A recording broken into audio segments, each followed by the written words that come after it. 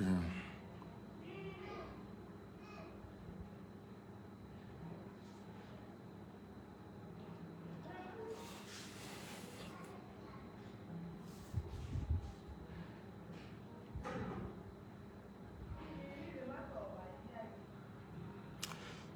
Salam alaikum, salam alaikum.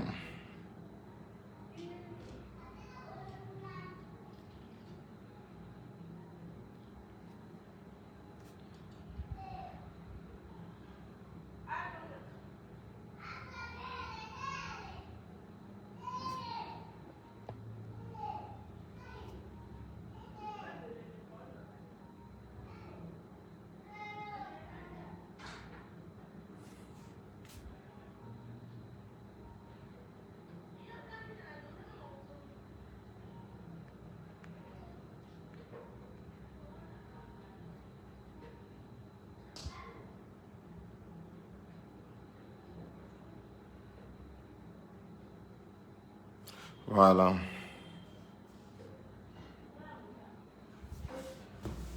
Salam alaikum, salam alaikum, salam alaikum. An balima maliyɛnw, an bɛ aw fo k'aw barikada. A balimakɛ ni aw denkɛ don Amara Sila, jury chercheur. Donc an bɛna an da don bi, an ye projet min ye réseaux sociaux kan, an t'a dɔn si c'est officiel, est-ce que vous voyez? Donc ko de ye jamana constitution, o de bɛna kɛ jamana constitution kura ye. A ɲɛbila baaraw o projet o, parce que n'a adoptera de a bɛ se ka fɔ constitution don, mais sisan a bɛ fɔ de avant projet. Parce que le peuple m'a adopté. Donc, en haut, amena kana anda dola, a fin, a kainwa, a mainwa, yelema ou ba konowa, yelema ou ta konowa. Malidon me se ka nisodia, ou bien malidon ti se ka nisodia, amena kana anda do konala. Est-ce que vous voyez? Donc, au temele encore, amena continuer kanga analyse ke ka explication chaman di a kokan. Malien ka fin chaman fam ko ba dogo la, amena beda malien Malidon aklika. Donc, ni yɔrɔ la k'an ka Serifukɛ fo Sheikh Tiyami Aidara kabako fura tigi, Ala ye Serifukɛ sɔn kabako fura la. Fura min n'a ka ɲi bana baden ma, tension, diabète, furudimi, reindimi, kɔdimi. Serifukɛ ka numéro ye 78 78 03 03. O tɛmɛlen kɔ, an b'an ka belebele fo n'o ye Sheikh Lasana Kanɛ. Belebele a bɛ Segu. Lasana Kanɛ don min na a ŋunana Maliko la ma dugu mɔgɔw la a ko malien joli tɛ bɔn tuguni a ye degun ni daga min ta ka bɔ malien kɔnɔ o don masina la a ma dugu mɔgɔ la Lasana Kanɛ ni foli ka kan k'a ɲini autorités fɛ u bɛ ko kɛ u k'u sara Lasana Kanɛ la en même temps k'a ka kalan k'a ka mɔgɔdam fo n'o ye Abubakar ye Kamara n'ale bɛ Kati ka Seduba fo n'o y'a ka kadiriya ɲɛmɔgɔ ye o fana ka foli belebele bi yan o tɛmɛlen kɔ ka Lasana a ka Lasana Dambele ni o bɛ a tɔgɔ bɔtɔ filɛ kɔnɔ a ka porte parole ye donc o folen kɔ ka Sheikh Larabi fo n'ale bɛ Segu ale de ye cɛ 60 bila ka don kaliwa la Mali ye ko Mali ka basigi Mali ka kolosuma donc a fana ka foli belebele bi yan o tɛmɛlen kɔ Victoire Gloire ni Ala ma basi kɛ an yɛrɛ an bɛ ɲɔgɔn sɔrɔ Segu ye an bɛ ɲɔgɔn sɔrɔ Segu ni Ala sɔnna an bɛ taa Lasana Kanɛ ka Mawludu la ni Ala ni kira sɔnna o tɛna fɔ an kɔ an bɛ wagati min na donc maliyɛnw an bɛna don an ka sujet kɔnɔ ka Segu Tunkara fo le politologue Segu Tunkara a ka foli belebele bi yan n'ale Victoire Gloire t-shirt min bɛ ne la Victoire Gloire n'a ɲɛmɔgɔba y'ale a coordinateur ye docteur Alaye Bokoum ni ne ni Tayiruba ninnu ani Damangila an bɛɛ b'an yɛrɛ sɔrɔ a kɔnɔ ani maliden kelen kelen bɛɛ ka wele bila bɛɛ ma bɛɛ ka don mouvement in kɔnɔ an ka Mali jɔ an ka faso jɔ Faransi n'a dɛmɛbagaw u kana se ka se sɔrɔ Mali kɔnɔna la donc o bɛɛ bɛ a la donc sisan an bɛna don an ka constitution kura kɔnɔ Malidenw a y'a partager a yɛrɛ b'a dɔn o kɛlen don ka page ka signaler n bɛna le explication min di aw ma constitution na a tɛ activiste sɔrɔ min bɛ se k'a expliquer ka tɛmɛ aw kan i b'a dɔn diɲɛlatigɛ la bɛɛ n'i ka domaine de don bɛɛ ni i ka baara don i ye kalan min kɛ i ye formation min kɛ ne ye jury chercheur ye master 2 de bɛ ne bolo droit public la ne yɛrɛ ka base ye constitution de ye ne ye spécialiste du droit constitutionnel donc n bɛna fɛn caman fɔ anw bɛ kuma minnu fɔ anw tɛ baara kɛ an kunfɛ anw bɛ baara kɛ ni calcul ye an bɛ baara kɛ ni livre ye n bɛ nin livre yira aw la ni droit constitutionnel et institution politique est-ce qu'il y a famu ah les Philippe Ardan tuma chama ne beni kala men kelente ne ga hauteur est-ce qu'il y a famu Bernard Chandbou nous men ka hauteur là est-ce que vous voyez Maurice Duverger nous bébé ne ka hauteur là est-ce qu'il y a famu droit constitutionnel là donc mɔgɔw ka dɔn ani Charles Debache nous anw bɛ nin bɛɛ kalan pour que an bɛ analyse min kɛ a ka se ka analyse faamu donc n bɛna kuma fɛn min kan n b'a fɛn dɔn je sais vraiment de quoi je parle donc voilà an bɛna n'an y'a daminɛ an ye constitution kura min ye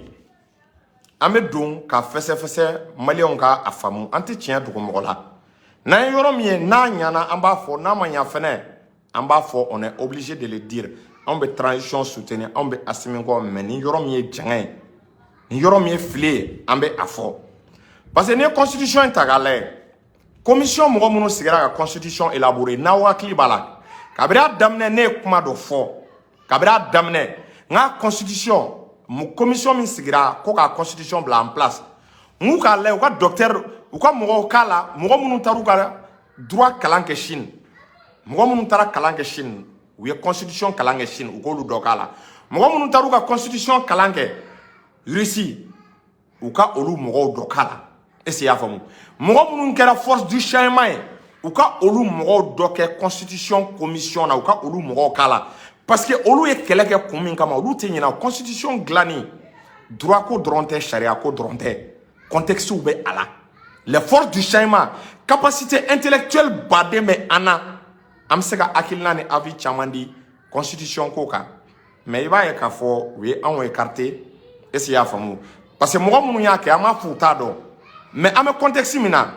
ni constitution fanba ni a mɔgɔ fanba y'u ka kalan kɛ tubabu jamana la u y'u ka kalan fanba kɛ faransi ni docteur fɛn fɛn b'a kɔnɔ n'olu y'u ka kalan fanba kɛ faransi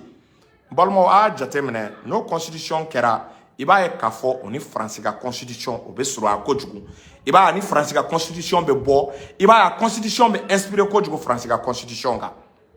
donc i b'a ye k'a fɔ o problème ninnu bɛ se mais maintenant an bɛ don ka décortiquer a k'a bɛɛ faamu d'abord ni ye constitution ta k'a lajɛ a titre 1 u kumalen bɛ ko des droits et libertés est-ce qu'il y'a faamu des droits et libertés donc o y'a titre fɔlɔ des droits et libertés donc o ye adamadenya hakɛw buna adamadenya hakɛw est-ce qu'il y'a faamu ale ni buna adamadenya ka kan ka tɔpɔtɔ cogo jumɛn na des droits et libertés donc u bɛ ka kuma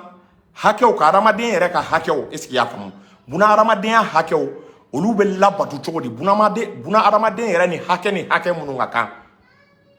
o n'i y'a ta k'a lajɛ Modibo Keyita ka constitution a b'o daminɛ n'i y'o daminɛ ta k'a lajɛ dɔrɔn i b'a dɔn ko Modibo Keyita kɛlen bɛ ka mun de kɛ Modibo Keyita nana fɔlɔ ale ye état de bila en avant ale ye faso fɔlɔ de bila ale ka titre fɔlɔ kɛra ko faso mais anw ka titre kɛra ko adamadenw ka hakɛ faso dun bɛ adamadenw ka hakɛ ye n'an ye hakɛ bila adamadenw ka hakɛ n'an y'o bila faso ye ni ala ma jan kɛ i b'a kalama ko jamana la o de bɛ na nin taɲini ko juguya bɛɛ bɛ penser est-ce qu'il y'a faamu i yɛrɛ ka fɛn personnel la bɛɛ bɛ penser i yɛrɛ la mais ni faso fɔlɔ de kun nana ka bila en avant ka kɛ an ka titre fɔlɔ ye o b'a yira ko ko bɛ kɛ adamadenw bɛ faso de la o b'a yira faso kan ka bonya ka tɛmɛ est-ce qu'il y'a faamu adamadenw kan n'i ye chinois ka philosophie ta k'a lajɛ ka russiw ka philosophie ta k'a lajɛ olu ka constitution kɔnɔ olu bɛ faso fɔlɔ de bila avancé la u bɛ faso de bila faso de bɛ fɛn bɛɛ sanfɛ o kɔfɛ buna adamadenya hakɛw bɛ se ka na mais ne Chine ni Russie yɛrɛ la buna adamadenya hakɛw n'o ye droit de l'homme ninnu ye i b'a ye k'a fɔ olu ma importance ba accordé yen parce que ni tubabuw bɛ fɛ k'i ka jamana ci u bɛ fɛ ka fɛrɛ i ka jamana ma u bɛ na ni droit de l'homme kumaw de diɲɛ don o don u bɛ na i tɛ ka droit de l'homme respecté i tɛ ka droit de l'homme kɛ tan i tɛ k'a kɛ tan i tɛ k'a kɛ tan est-ce que vous voyez donc i b'a ye k'a fɔ kabiri yen révolution na ne kun jigi bɛ an ka titre fɔlɔ état de kun kan ka na avant les droits est-ce qu'il y'a faamu avant les droits et les libertés parce que an kana ɲɔgɔn nɛgɛ ni jamana tɛ yen droit ni liberté tɛ yen ni jamana tɛ yen an kana ɲɔgɔn nɛgɛ adamadenya tɛ se ka kɛ jamana de ka bon ni fɛn bɛɛ ye mais Modibo Keyita tile tɛmɛlen u y'an bɔ système de kɔnɔ k'an ka adamadenw parce que o ye faransi ka système de ye faransi Europe olu bɛɛ la olu ye adamadenya de bila jamana ye ko adamaden de bɛ jamana jɔ mais en dun ka conception na Russie ka conception na Chinois ka conception na i b'a ye adamaden i b'a ye faso o de bɛ fɛn bɛɛ sanfɛ. E m'a ye Modibo Keyita ka fɛn na faso kun tɛ kulonkɛ fɛn ye. E m'a ye mɔgɔw kun taa baara kɛ faso ye fu gratuitement. Modibo ye baara kɛ faso de k'a ka faso de bila fɛn bɛɛ sanfɛ. Mais an bɛ continuer. O tɛmɛlen kɔ an ka na article 31 parce que an tɛ se k'a bɛɛ ta n'an ko an b'o ta o émission tɛ an bolo quoi. Point minnu n'a bɛ mɔgɔ tɔɔrɔ an bɛ na article 31 u y'a yira k'a fɔ ko kan o kan n'a bɛ fɔ Mali la ko kan o kan n'a bɛ mɛn Mali la n'a bɛ fɔ Mali la est-ce que y'a faamu k'o bɛ jate Mali kanw ye o ka ɲi c'est-à-dire ko kan o kan ko n'a bɛ fɔ Mali la a kɛra bamanankan tubabu disons a kɛra bamanankan marakakan kadɔkan miyankakan kan o kan ko n'a bɛ utiliser k'o bɛ jate jamana kan dɔ ye Mali kan a reconnulen don est-ce que y'a faamu donc o tɛmɛlen o article kelen kɔnɔ 31 an nana yɔrɔ dɔ de ye ko le français est la langue officielle ko tubabukan ko y'an ka langue officielle ye ko an ka langue officielle ye tubabukan ye o kɔrɔ ye k'an ka ɲɛmɔgɔw ko n'u bɛ kuma kɛnɛbaw kan i n'a fɔ ni président bɛ bɔ k'i adressé a ka nation na ou bien président mana taa extérieur la ou bien gouvernement mɔgɔw mana taa extérieur la k'an bɛ kuma tubabukan na an bɛ tubabukan an bɛ o kalan est-ce que y'a faamu an ka baara bɛ kɛ an ka sɛbɛnniw bɛ kɛ ni tubabukan ye o de fɔra fɔlɔ n bɛ tila ka na kabiri yen i b'a ye k'a fɔ o trajectoire kun kan ka rectifier kabiri nin yɔrɔ la i b'a ye k'a fɔ maliyɛnw bɛ ka min demander maliyɛnw dusu bɔlen bɛ faransi kɔrɔ ka se degré min ma français man kan ka kɛ tuguni anw ka langue officielle a tɛ se ka k'a ye tuguni kan ka ca le temps que bamanankan ninnu ka bila en valeur ka olu sɛbɛn ka baara kɛ n'o ye mais kan caman bɛ yen an man ka français a man ka fɔ ko français yɛrɛ de ye langue officielle ye an bɛ wagati min kɔnɔna la c'est-à-dire an bɛ wagati min kɔnɔ n'i ko ko français ye langue officielle ye ni ala ma jan kɛ a bɛ mɔgɔw lasiran mɔgɔw n'u m'a faamu ko ɲa u bɛ sɔn k'a miiri k'a fɔ ko est-ce que ko anw bɛ fɛ ka bɔ faransi bolo est-ce que an bɛ fɛ ka révolution kɛ à 100% ni moment ni opportunité kun kan ka kɛ sababu de le français est la langue officielle an kun b'o bila kɛrɛfɛ mais n Rwanda y'a kɛ anw bɛ siran mun ye Rwanda ye min kɛ pourquoi an t'a kɛ anglais bɛ yen Russie bɛ yen chinois bɛ yen pourquoi an tɛ se k'a fɔ ko nin langue saba ninnu ko nin langue saba ninnu ko ninnu bɛɛ ye langue officielle dɔ ye ni Mali b'i exprimer ni Mali b'a ka sɛbɛnni kɛ Mali bɛ se ka baara kɛ ni nin sɛbɛnni bɛɛ ye est-ce que y'a faamu mais u y'a sɛbɛn article kelen kɔnɔna la ko loi dɔ bɛ se ka ta ko Mali bɛ se ka loi dɔ ta o article 31 kɔnɔna la k'an bɛ se ka loi dɔ ta ko loi min b'a to ni kan wɛrɛ ka d'an ye an ko k'an ka langue officielle ye mais ne bolo o bɛɛ ye hésitation de pourquoi an kun tɛ article in nɔgɔya ka article in simplifier k'a fɔ est-ce que y'a faamu Mali la langue officielle saba ɲɔgɔn bɛ yen langue officielle saba an kun kana exclusivité di français ma tuguni parce que n'an ye exclusivité di français ma a bɛ tubabu tɔw lajama toujours a b'an hakili lajigin colonisation idée la toujours a b'a yira k'a fɔ quelque part ni n'an m'an yɛrɛ ɲininka anw bɛ fɛ ka faransi gɛn ka bɔ an ka kow la est-ce qu'en réalité anw bɛ se ka faransi gɛn anw bɛ k'u ka kan fɔ an bɛna kalan k'u ka kan na an bɛn'u ka kan sɛbɛn sinon ne bolo o tun bɛ se ka proposition min kɛ yen yɔrɔ la ka demander ko kan saba n'i y'a ta k'a lajɛ ko kan saba bɛ yen ou bien kan naani ko nin bɛɛ bɛ se ka kɛ langue officielle ye nin bɛɛ bɛ se ka kalan Mali la Mali autorités bɛ se k'u exprimer nin bɛɛ la n'a y'u diya u bɛ Russie ta parce que ani Russie ka di u bɛ chinois ta u bɛ arabu ta maliyɛn caman bɛ arabu mɛn an bɛ français ta en dernière position donc o b'a yira k'a fɔ nin kan saba kan naani an bɛ se k'an exprimer nin bɛɛ la mais exclusivité ka bɔ français bolo an kana ɲɔgɔn nɛgɛn a tɛ se ka fɔ bi Mali an bɛ contexte min na an bɛ ka baara kɛ cogo min na ko langue officielle ko ka kɛ français an kana ɲɔgɔn nɛgɛn ani changement cɛ ka jan o de la an ka constitution kɛtɔ la a ye acteur du changement don a kɔnɔ mɔgɔ kunkoloman baden bɛ yen a kana constitution yɛlɛmali kɛ droit ko ye droit ko tɛ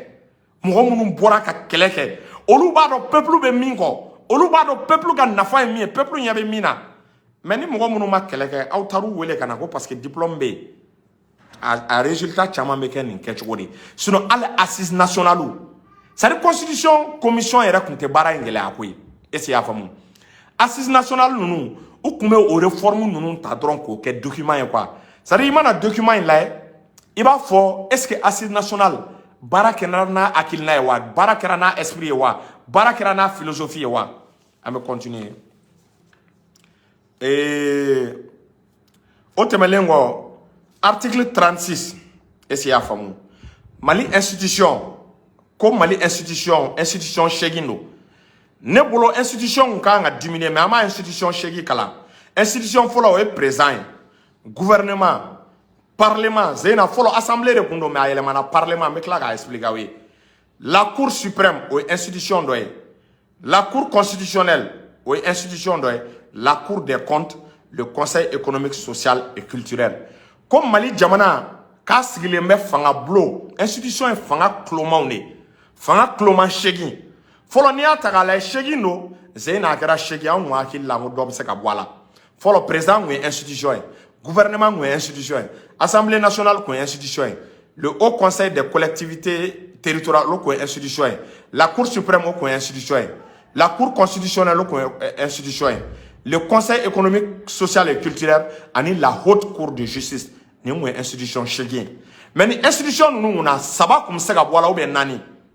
La Haute Cour de justice, beba donc a focal et bara, adna famaye, allez comme ça, boye, follow. Flana, Cour constitutionnelle, comme ça, boye, et c'est à famou. Cour suprême, mais c'est quoi, bara, beke. Otemelen, on a boye. Sabana, Conseil économique, social et culturel, ou comme ça, boye. Ani le Haut Conseil des collectivités territoriales ni institution nani ngumsaka boy aita musa ni moro ke ta constitution la institution nani ne kume il y avait 4 institutions à l'aidron mais ka kuma munu foni ngalondo aita la parce que ni institution dogara abato état be économiser ni institution nous entretien ga green état ma c'est des institutions budgétivores ni ataka laje et atoko bodo flemono ni institution nous me sega en permet anga war baden économiser milliards baden be dum ni institution nous na sanko nala ou na fateye ou quoi efficacité teye ou quoi efficacité approuver l'inter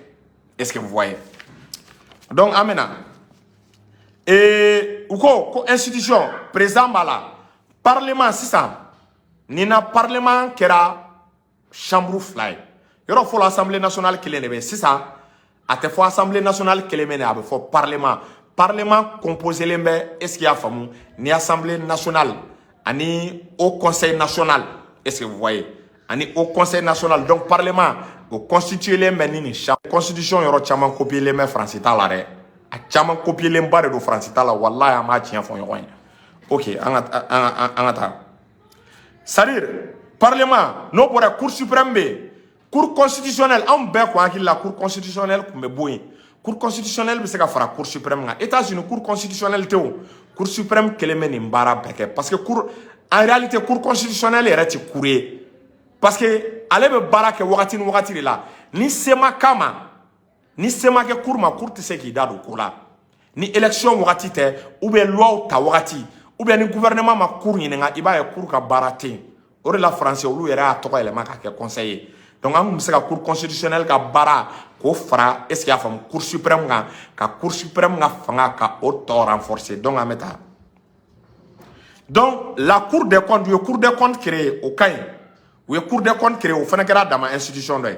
Le Conseil économique, social et culturel, nous avons supprimé, mais oui, à maintenir. Alors qu'il y a un droit à ir à l'émérite, que ça a un rapport de que, est-ce qu'il y a une société civile problème même société civile qu'on a là ani aramadon est-ce qu'il y a une société qu'on a là ou que c'est la proposition ni fin donc gouvernement a c'est que loi ou que bara bebe ninema est-ce qu'il y a une que syndicat ni fin ko ka ulu yana bo donc angata otemelengo article 39 il est parti politique ou ta et do article 39 là il est parti politique ou ta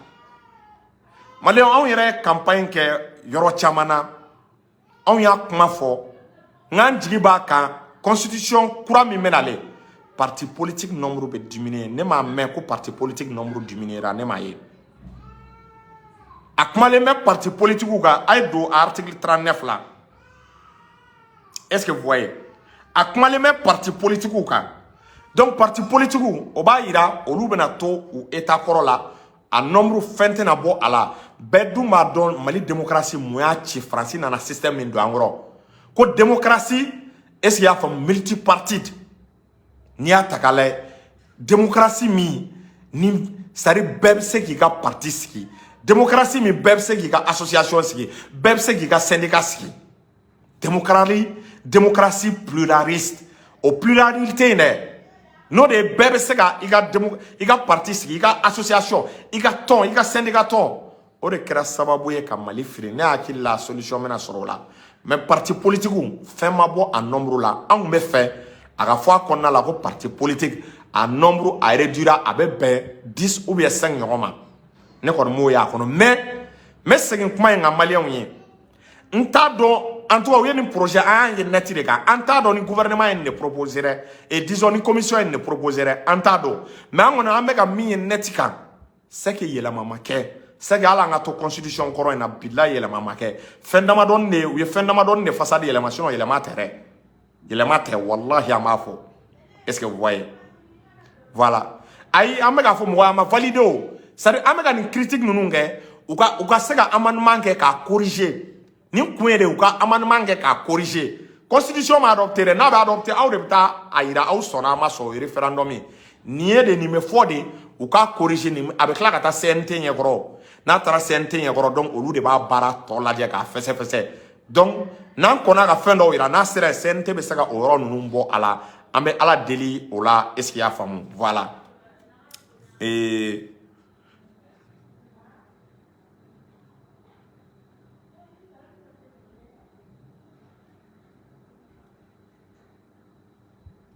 voilà article 42 o article 42 i b'a ye k'a fɔ yɔrɔ dɔ b'o la o ka ɲi ko mɔgɔ o mɔgɔ mana dankari kɛ Mali territoire la mɔgɔ o mɔgɔ mana rébellion wuli Mali territoire la ka dankari kɛ Mali territoire la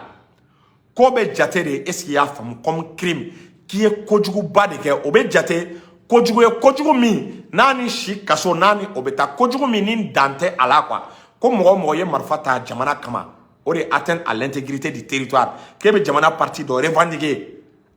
ko yafa tɛ k'i ma dɛ k'i ye jamana kojugu belebeleba de kɛ o bɛ constitution in kɔnɔ o parti o ka ɲi o tɛmɛnen kɔ an bɛna tuguni article 43 i b'a ye k'a fɔ article 43 o kumana président jɔyɔrɔ kan article 43 ça parle de la fonction présidentielle président ka rôle président jɔyɔrɔ ye mun ye bon i b'a ye yɛlɛma ma don o yɔrɔ la article 43 n'o ye bɛ ka kuma fonction présidentielle kan a ye don France constitution na 1958 a ye taa France constitution 1958 ta dɔrɔn ne bɛ kuma min fɔ a tɛ se ka sɔsɔ mɔgɔ t'a sɔsɔ quoi a ye don Google kan France constitution u ka 1958 constitution a ye taa lajɛ Mali article 43 min kɛ n'a bɛ ka kuma fonction présidentielle kan i b'a ye France fɛnɛ président fɛnɛ bɛ o fonction kelen de exercer ne bolo an m'an k'an référer an m'an ka France kɛ modèle ye tuguni quoi France m'an ka kɛ référence ye France m'an ka kɛ modèle ye ok donc an ka taa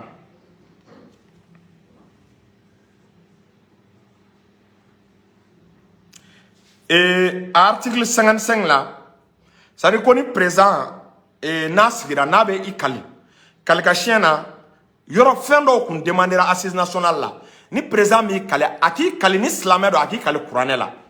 ni a tɛ n'o ka sɔrɔ comment on appelle a tɛ diinɛ la a bɛ tradition ko de la a k'i kali boli ou bien fɛn min a dalen bɛ fɛn min na a kɛ i kali o la ni chrétien don a k'i kali bible la bon ne ma o yɔrɔ ye o projet kɔnɔna la ne ma o yɔrɔ ye ne bolo o bɛɛ kan ka kɛ yɛlɛma de parce que ni président kura bɛ na a b'i kali ni silamɛ don a b'i kali kuranɛ la ni chrétien don a b'i kali bible la n'a bɛ diinɛ min na a b'i kali o diinɛ la assise y'o de fɔ bon ne ma o ye est-ce qu'il y'a faamu nin constitution nin projet de constitution ne ma o ye a kɔnɔna la donc an ka taa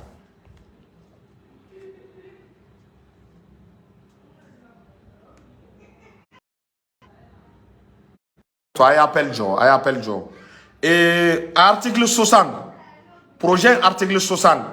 o b'a yira k'a fɔ yɛlɛma dɔ nana c'est à dire fɔlɔ a tun bɛ fɔ ko ni loi bɛ ta sariya est-ce qu'il y'a faamu ko sariya initiative ka sariya hakilina ta ko sariya hakilina ko bɛ dépend gouvernement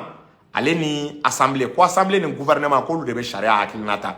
bon article 60 i b'a ye k'a fɔ yɛlɛma donna o la est-ce qu'il y'a faamu yɛlɛma donna o la cogo jumɛn na i b'a ye président loi initiative ka loi akilina ta sa be bo président la te bo gouvernement na tuni c'est comme le gouvernement nga fanga fando taka offre président c'est comme ça gouvernement nga fanga diminuera donc initiative de loi no de loi akilina o be bo président aleni c'est ça ata fo assemblée de aba fo parlement parce que parlement est chambre flade assemblée B est-ce qu'il y a famu au conseil national fenebe donc olu fla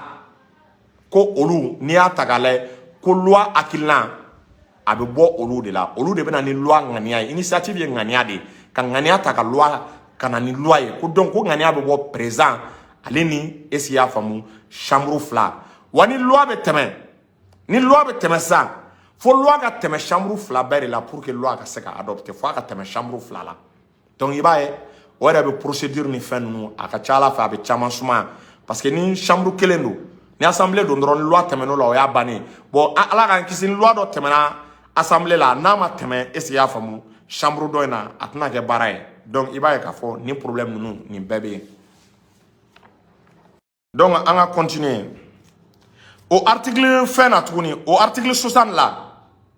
est-ce qu'il y a famu à partir d'obé on parle du référendum législatif. C'est-à-dire qu'au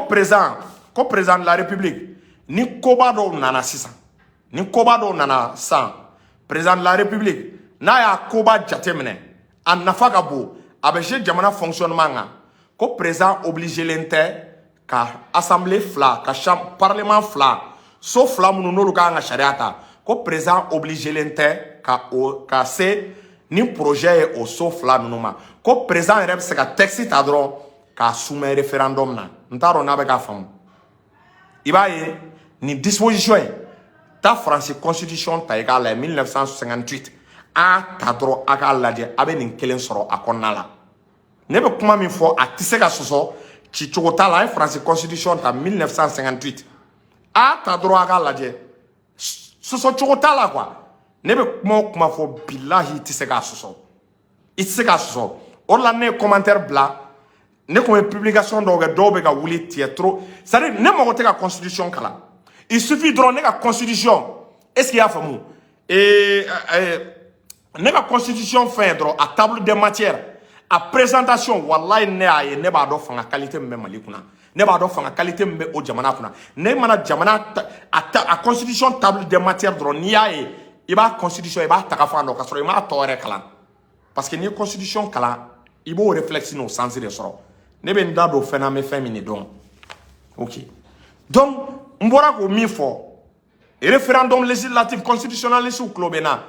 est-ce qu'il y a femme au article 61 qu'on a là donc on a présent dia na be fega yelema bado ke constitution na a obligé l'intertourner ka teme wasablon fait a se ka ta directement ka a projet ta droit ka passer référendum na de Gaulle de la ko ke constitutionnel domba ba Klobena en 1960 ou 62 de Gaulle de la ko ke parce que comment faire la constitution révisée de Gaulle ya et na le ko ka constitution révisée et majorité taleblo wasablo qu'on a là donc de Gaulle nana muneke a un référendum législatif a au état est-ce qu'il y a famu quand une constitution il a mal projet droit katana est directement un référendum na ayi basé ni article de cas avec France constitution non malika une constitution courant en auquel fenêtre recopier pourquoi m'a recopier est-ce qu'on est obligé de suivre la France pourquoi m'a recopier est-ce qu'on est obligé les mecs à France suya un instant même mon dos bloqué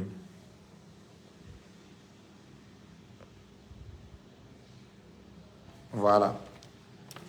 donc on va continuer.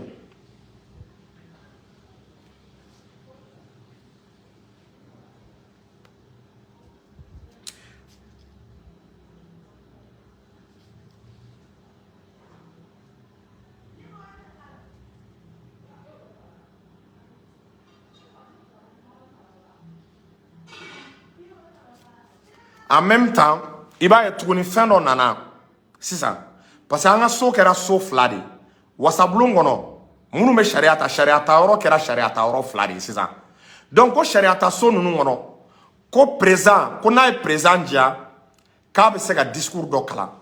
Sharia so flade nunu gono. Présent ere be se ka ta directement sharia so ban nunu gono la kata discours kala est-ce qu'il y a famu sangono chien kele oba akli jigita France constitution ta la constitution de 1958 a ta constitution ta galay ou ka chambre fla be fois ma congrès au congrès fene la président sangono chien kele abseka ta ka kuma fo au congrès kono soba wasablon soba fla ou be farangonga nolu farara yonga abe foma obeke soba kele o soba kele obe wele ko congrès e ba président sangono chien kele apta kuma on o kele flene ambeka projet de constitution courant min fo o kele me akono a jate mena sa ressemblance kacha sa ressemblance kacha est-ce qu'il y a famu ressemblance kacha donc anga ta nebe ga ni yoro min fo yeta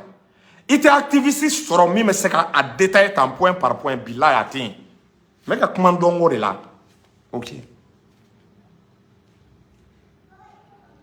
Article 69. Article 69. Les pouvoirs exceptionnels du président de la République. Ko kabako fanga kabako mando. Olu be di président ma ni atagale. Ou be di président ma kunjumena. Abe di président ma de est-ce qu'il y a comme koni crise bado na todo. Est-ce qu'il y a comme guerre ka bi jamana ka. Ou bien en pleine transition période mi ngono. Terrorisme ka ukumbo ko donc o fanga dira président ma ko président ngana charia batu tuguni parce que ni ata kala quoi et en temps normal ni président me bara o bara ka kan ga charia konna de la suna be bara mi nga bara be se ka annuler juge fait mais ko ni gele asugu do nana ko président ko fanga ba dile mama a obligé l'entête tuguni ga charia batu min wajibi ale mbaga ko be COC de be président ga o bara ke est-ce qu'il y a famu kanani e basigi e jamana kono kanani lafia e jamana kono abe fori ma ko les pouvoirs exceptionnels du président au pouvoir exceptionnel a été France constitution tagalay la constitution de 1958 a été tagalay au pouvoir exceptionnel télé abe au konala a été ta droit galay mais ka kuma mi fo solte a ta droit aga laje a ta droit ça veut discussion nete discussion ngeni mo ko ne droit constitutionnel le kala ne ka document doy Philippe Ardan droit constitutionnel est-ce que vous voyez mais ni kelentenga auteroué Bernard Chandboubala est-ce qu'il y a femme Maurice Duverger nous bala Charles Debache nous ni bebala OK donc anata otemene ça dit ma ni mo fait ou kana wele ni émission qu'on a là ayin ndo fait a ke ala kama ni émission on mo kana wele a me perturber parce que mega fin kala nga traduire avec du abe mo senga quoi voilà donc article 72 ko présent me se ga gen abo fanga la présent o kounyumay maintenant kera ke chukusuku do la o kounyumay parce que moi même je suis pour ça ça dit ko présent me se ga gen abo fanga la pour haute trahison kono ga soro ay foroba jamfa ke foroba jamfa e muni est-ce qu'il y a fond na na folo wardun ou bien kata i allié jugula terroriste la ka kodo labe jamana kama ou bien warkata yi akun adagalenteni warmi ou bien présent tega ka ta corruption na ko présent me se ka genga bo fangala o nyana mais présent me genga bo fangala ke choko mina problème me o de la ni atagala théoriquement il va faut que présent se ka genga bo fangala parce que muna mada au kloga ugo présent se ka genga bo fangala ko soba flamime parce que wasablongera soba fly ko o soba fla est-ce qu'il y a famu no le sigana ko est présent ngayorola ko be sega présent non mais ka présent poursuit donc ou be commission do sigi au senfe ka présent poursuit pour que ni présent no era ko la présent nga gen ka bo fangala ka fangabla mais problème est munde et wasablon soba fla nu irebado ni élection kera présent be fere sugu beke élection manake ni wasablon fla ga sega a contrôler ni wasablon fla contrôler les mais présent bolo est-ce que vous sega présent genga bo fangala ayata kala ou sega présent genga bo fangala re a kon me ho présent sega gen fangala ka bo fangala comme me ko soba fla de ba a barake mais muno ay ni yoro la muna proposition do sega ke par exemple malien million temps no les pétitions que nous est ko do présent à barala o luga pétition ok au pétition 10 millions de pétitions o kata cour suprême go examiner ou ka président destitué est-ce que ka cha ala fe o man no i ka fo ki ba to wasablo flauma beba don wasablo olu kemani ko be président destitué parce que ba so chamani président me bo particulier na on non le président de mbaga yo olu président me particulier na o ni ala cha o be président destitué a tagada a nya grodron. Est-ce qu'il y a famou? Donc, c'est très important. Donc, commission et chambre flala ou commission ici au caïn.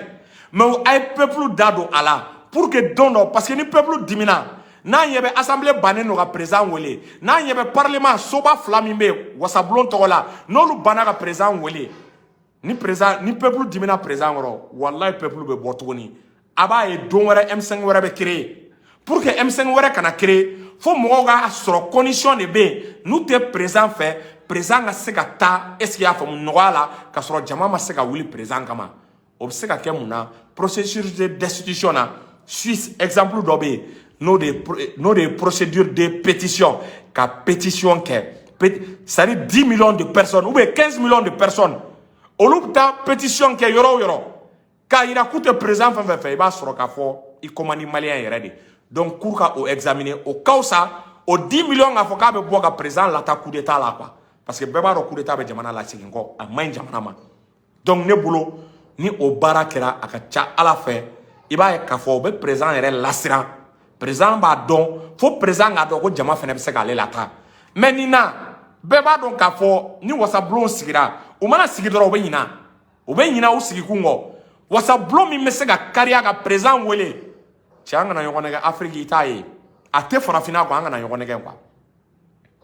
ate farafina donc amena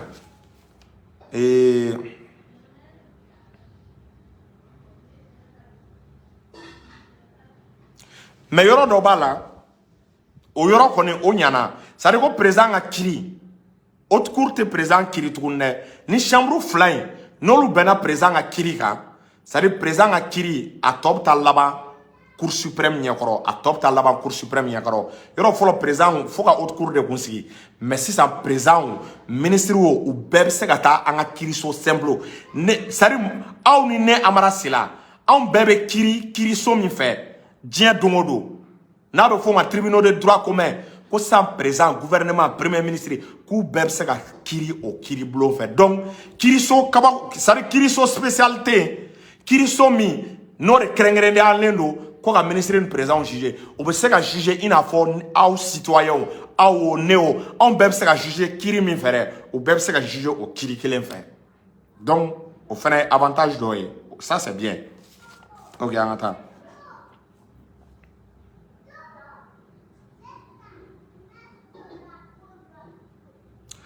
et article 74 un parti mintaula ko gouvernement nombre article 74 ko gouvernement nombre est 29 ye ko gouvernement ka nombre 29 gouvernement composé le premier ministre et gouvernement ka nombre est 29 ne bolo 29 ka cha ça dit ame bara min konala mali ni mali tagalesa mali se ga dana ya ndia ali 12 ministres am se ga da ministre tan flama ato ame olu ke secrétaire ouye parce que na olu ke secrétaire ouye e ba olu ka charge bi dogoya ou ka musaka be dogoya ou ka entretien be dogoya o se ka ke sababu ame économie baden ke ka do armée la i ba do mali ka dépenser de ka giri mali budget ma mali bi ki comporter chomina c'est à dire anga dépenser ni ya takalay institution munum be ambul anga dépenser ka giri mali soroma il faut que anga la anga institution nga dépenser ka réduit. Moi, je m'attendais au Kunkanga ke assise là aux propositions gera mais ko gouvernement nombreux 429 cas. C'est 29 cas chare, il a ma battu un trou na tcholanga na yongone ya hotel la maire klonga ka boy. Est-ce que vous voyez vraiment hotel la maire ou kale ou quoi ou changer. C'est on me mo deme ami deme tiens gana ante mo deme galonga wallahi ante mo deme. Ça dit ni yelema ka nga domina ay yelema do ola toujours en transition ngo parce que ni avant projet ni matare ka fo malien be ki aglisiki ni mata nyebla bara de do mais akanga jatemne mais no asro anku associer la constitution à élaboration na wallahi ni yoro nunti yala parce que mo munu révolution ge olu de ba don jama keleke kumin kama mais elle se ka mɔgɔw nommé il se ka spécialistes ta spécialistes bena mais tant que o spécialistes olu ma kɛlɛ kɛ jama nɔfɛ u t'a dɔn degun ni fɛn min bɛ jama kan est-ce que vous voyez donc à me continuer yɛlɛmaba dɔ donna c'est-à-dire fɔlɔ yɔrɔ n'a hakili b'a la gouvernement kun t'a ka responsabilité engagé a ka programme a kun t'a engagé assemblée ɲɛma yɔrɔ assemblée kun bɛ se ka gouvernement bɔ a jɔyɔrɔ la assemblée kun bɛ se ka premier ministre gɛn o de dabila la sa ko gouvernement ko mɔgɔ kelen min bɛ se ka gouvernement lawuli o ye président dɔrɔn de fɔlɔ i b'a ye k'a fɔ o baara kun tilalen don président ani assemblée cɛ mais nin na u ko gouvernement ko a b'i dantigɛ président dɔrɔn de président dɔrɔn de bɛ se ka gouvernement lawuli assemblée tɛ se ka lawuli mais constitution kɔrɔlen na i b'a ye k'a fɔ assemblée kun bɛ se ka motion de censure kɛ gouvernement kan mais sen na nin na motion de censure tɛ a la bon yɔrɔ dɔ la nin bɛ se ka ɲa comme yɔrɔ dɔ la a tɛ se ka ɲa n b'a bɛɛ avantage fɔ c'est-à-dire yɔrɔ dɔ la a bɛ se ka ɲa a b'a to c'est-à-dire parlement tɛ kulonkɛ gouvernement na quoi a b'a to parlement tɛ kulonkɛ gouvernement na mais yɔrɔ dɔ la a bɛ juguya mun na i b'a ye k'a fɔ gouvernement bɛ ta otage la président fɛ ni président ko min gouvernement b'a bila o sira de kan ni président ko ka min kɛ gouvernement b'o o kelen de kɛ c'est-à-dire premier ministre ani gouvernement i b'a ye k'a fɔ olu bɛɛ bɛ kɛ président ka c'est-à-dire président ka bolokɔnɔmɔgɔ de a b'u manier cogo min ka d'a ye alors que constitution bɛ position min na à l'état actuel pouvoir exécutif tilalen bɛ de président ni premier ministre cɛ ni cohabitation yɛrɛ bɛ yen président ni premier ministre i b'a ye k'a fɔ ni cohabitation bɛ yen o b'a yira k'a fɔ est-ce que i y'a faamu a bɛ fanga gɛlɛya a bɛ baara gɛlɛya mais nin na nin b'a yira k'a fɔ Mali kɔnɔ don dɔ cohabitation kɔnɔ o tɛ se ka kɛ yan donc président ale de bɛ est-ce que i y'a faamu premier ministre sigi premier ministre b'i ka démission d'ale de ma assemblée tɛ se ka est-ce que i y'a faamu gouvernement lawuli assemblée tɛ se ka gouvernement lawuli donc o ye point dɔ ye min bɛ a kɔnɔna la.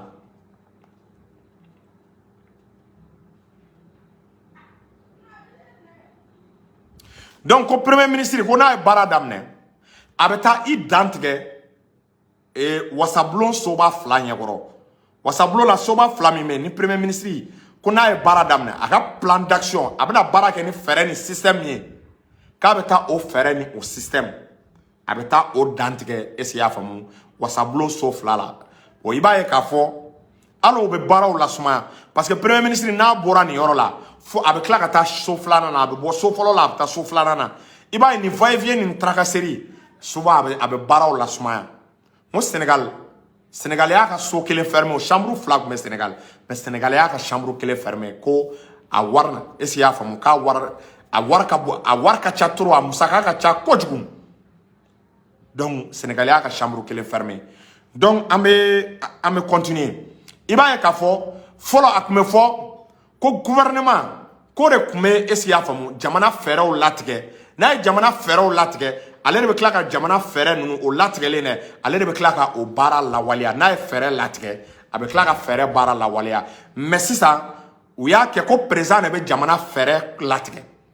président de bɛ jamana direction jamana ka kan ka taa nin sira président de b'o ordre di donc n'o ordre dira k'o ordre exécuter sisan gouvernement de bɛ o kɛ i b'a ye k'a fɔ nin yɔrɔ nin ye danfara ye ani kɔrɔlen cɛla la donc a bɛ o yɔrɔ fɛ.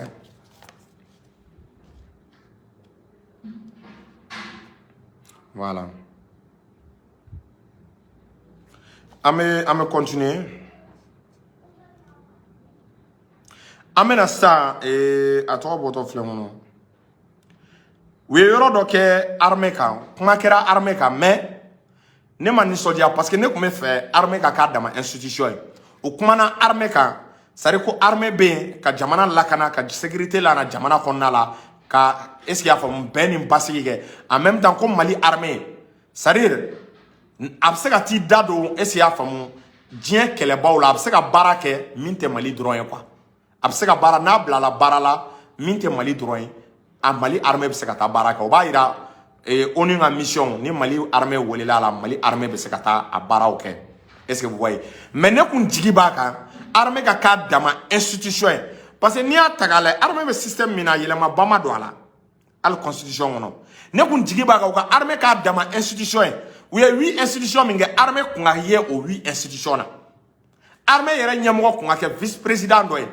armée ni kun y'a ta k'a lajɛ armée y'a dama institution ye a yɛrɛ b'a ka budget a n'a ka programme a yɛrɛ de bɛ taa n'o ye CNT la ka armée bɔ gouvernement ka mara kɔnɔ pour que politique kana don armée kɔnɔ parce que n'i y'a ta k'a lajɛ san tɛmɛnenw la armée cira ka sababu kɛ politiciens de ye armée ci parce que armée gulonnen don politique la nomination ni fonction ni fɛnba bɛɛ est-ce y'a faamu a bɛɛ fanba i b'a ye k'a fɔ a bɛ bɔ politiciens de yɔrɔ la donc i b'a ye k'a fɔ armée kun bɛ politique ka otage la mais ne kun bɛ fɛ armée ka bɔ o otage in de la armée k'a ka autonomie sɔrɔ i n'a fɔ États-Unis armée autonomie b'u bolo cogo min na Russie armée institution a ye taa Algérie ta armée institution ye a ye taa Égypte ta armée y'a dama institution ye wa o de kɛra sababu ye i b'a ye k'a fɔ Russie a tɔgɔ Iran ninnu ka se a tɔgɔ bɔtɔ filɛ kɔnɔ Algérie ani Égypte ninnu i b'a ye fanga belebeleba de bɛ armée bolo mais Mali la an ka nin constitution in na an ka nin projet de constitution in na ne ma fangaba dilen armée ma an kun b'o laɲini minnu kɛ quoi à part u ka rôle kɔrɔ u bɛ baara kɔrɔ min kɛ ka tɛmɛ o kelen de don mais ne bolo baara kura kun kan ka fara u kan parce que an m'an ka sɔn tuguni jamana ka bi u ɲɛna par exemple ni fangaba dir'u ma i b'a ye coup d'état tɛna kɛ tuguni ni armée yɛrɛ b'a ka moyen sɔrɔ a yɛrɛ b'a ka équipement sɔrɔ a mago tɛ politicien na a mago tɛ président na a ka ca Ala fɛ a ka ca Ala fɛ a ka ca Ala fɛ i b'a ye a bɛ coup d'état risque éviter wa a b'a ye to rébellion tɛ jamana sɔrɔ terroristes tɛ se ka dankari kɛ parce que armée yɛrɛ b'a dɔn min ka ɲi armée ma ok donc an ka taa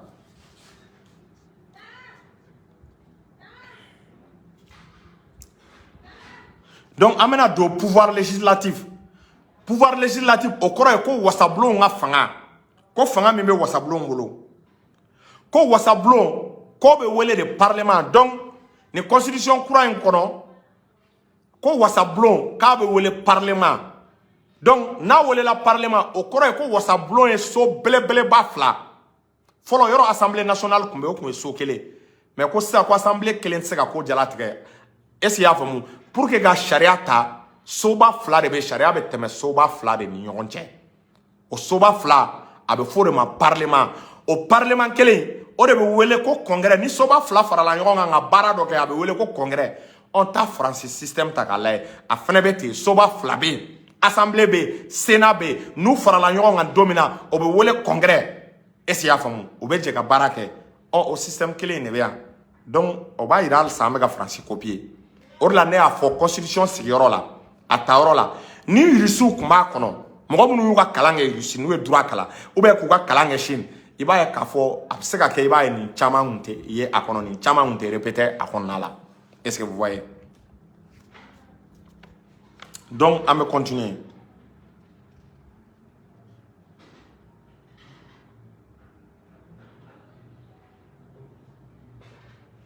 donc ko assemblée o ko mɔgɔ minnu bɛ kɛ